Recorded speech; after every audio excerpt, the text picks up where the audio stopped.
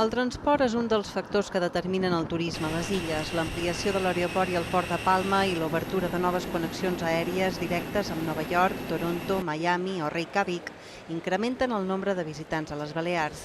Això també està provocant un interès creixent en la inversió immobiliària per part d'aquests països. Ara, per exemple, tu tens un immobiliari, no? I te'n vas a Nova York o Florida i parles de Mallorca, doncs potser ja el coneixen més que antes, perquè ja hi ha aquests vols que venen aquí. Segons Jaume Garau, aquest fet agreuja els problemes dels residents per accedir a un habitatge digne. De tot això s'ha parlat avui a la xerrada de transport i turisme que s'ha celebrat a Palma en el marc de la contracimera social que conclourà demà amb més ponències i un dinar popular.